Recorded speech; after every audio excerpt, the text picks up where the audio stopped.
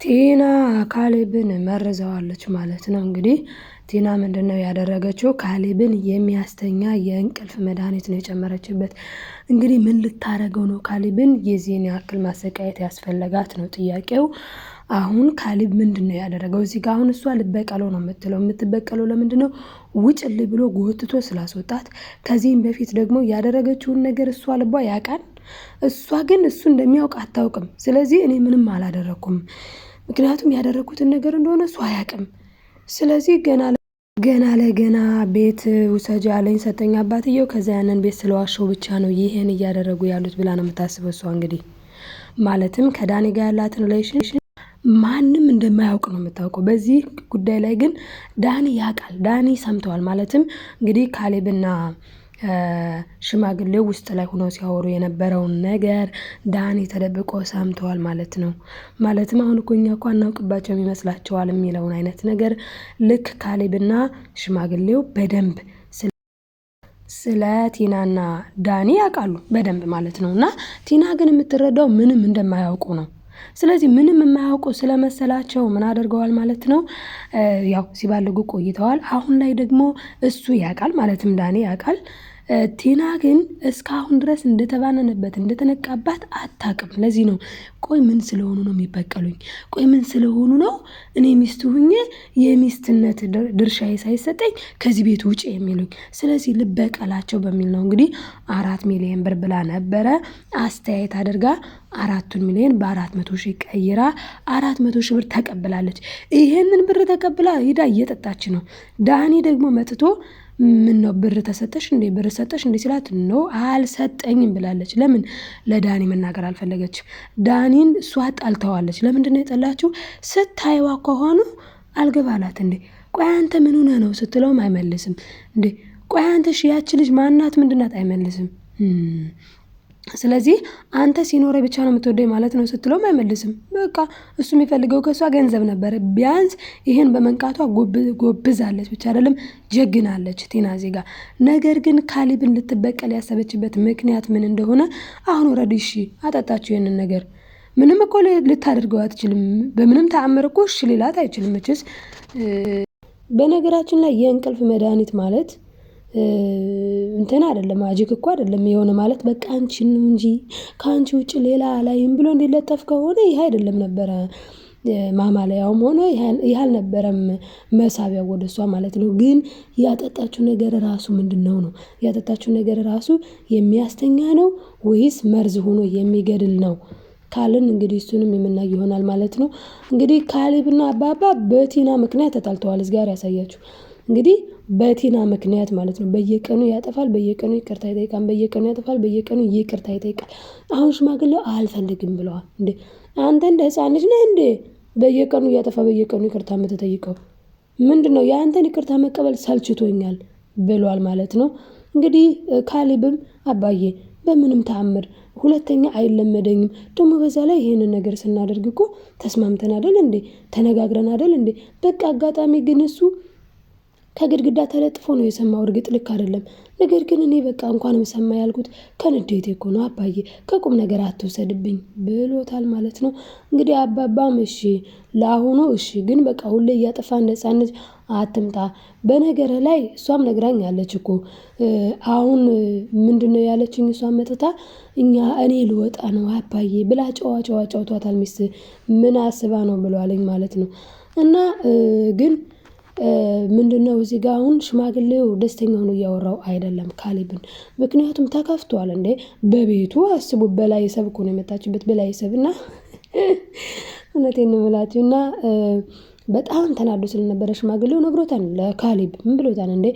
አንተም እነዚህ ኮተቶች በአንተም ብለው የመጡትም ውጡልኝ እንዴ፣ እኔ ልኖርበት መኖር እፈልጋለሁ ብለዋልኝ እንዴ። መጽሐፍ ላይ ያነብ ሽማግሌ አያስነብቡትም። አንዴ እሷ ትመጣለች፣ አንዴ እሱ ይመጣል። እና ስለዚህ ሁሉም ስላስቸገሩ አባባ እንደ መፍትሄ የወሰደው እንግዲህ ምንድነው ከተባለ ውጡልኝን ወስዷል ማለት ነው። ነገር ግን አስቱካ መውጣት የምትፈልግ አይደለችም። እንግዲህ ብር ስለተሰጣት 400,000 ብር በአካውንቷ ነው ያዘዋወረላት። ያን 400,000 ብር ይዛ እንግዲህ እየጠጣች እየተዝናናች እየዘነጠች ትገኛለች።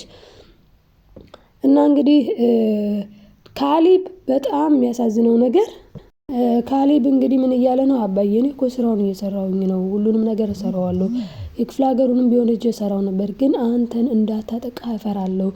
እቺ በጣም ባለጌ ሴት ናት። ምን ልታደርግ እንደምትችል አላውቅም። አባዬ እኔ እኮ ይቆጨኛል፣ እኔ እኮ ይጸጽተኛል። ያኔ እንኳን እንደዛ ሆነህ እያየሁህ እኔ ባለመረዳቴ ይቆጨኛል። አሁን ደግሞ አንተን አባቴን እንድታሰቃይብኝ አልፈልግም ብሎ በነገራችን ላይ እሱ ራሱ በጣም በችግር ውስጥ ነው ያለው ማለት ነው። እንግዲህ ያ ነገር የሰጠችው ከወይኑ ጋር ማለት ነው። በጣም ከባድ ነገር ነው። እንደዚህ ዝም ብሎ አስተኝቶ የሚያነቃ ነገር አይደለም። ስለዚህ እንግዲህ ይሄንን ነገር ምንድነው ማለት በቃ በምንድነው ሊድን የሚችለው? አሁን አንዳንድ ጊዜ የሆነ መርዝም ነገር እኮ ሲጠጣ አድርጎ የሆነ ነገር ተጠጥቶ ይዳናል።